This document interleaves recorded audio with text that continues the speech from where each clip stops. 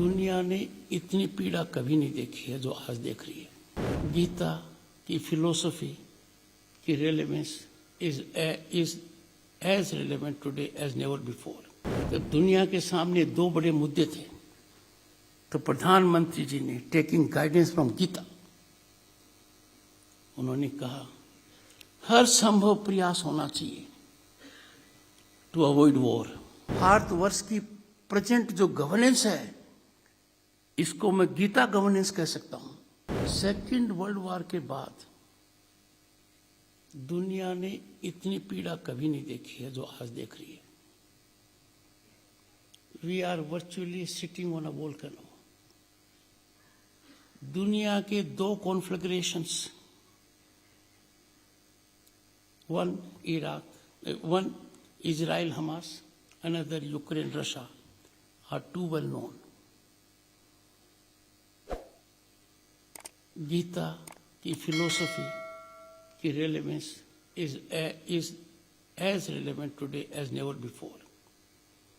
और भारत के प्रधानमंत्री श्री नरेंद्र मोदी जी ने, जैसा कि माननीय मुख्यमंत्री जी ने कहा, दो हिस्टोरिक स्टेटमेंट्स दिए हैं।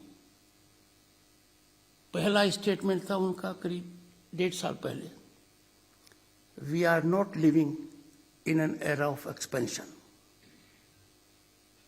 कोई देश अपनी सीमा एक्सपेंड करना चाहे तो that era is gone.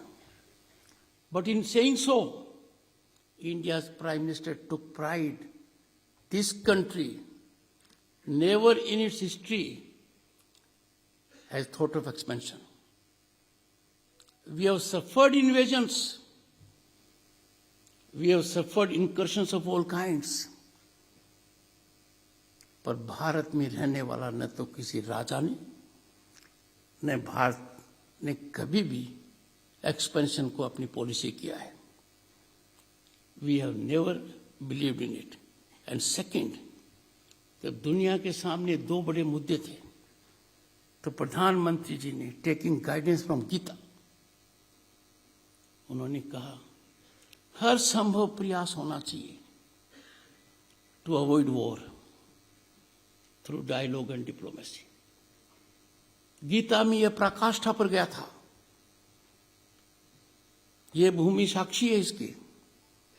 No effort was spared by lord Shri Krishna to ensure that there be no war. But once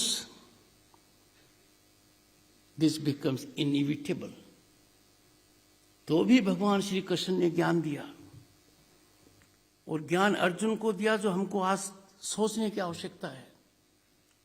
और भारतवर्ष की प्रेजेंट जो गवर्नेंस है इसको मैं गीता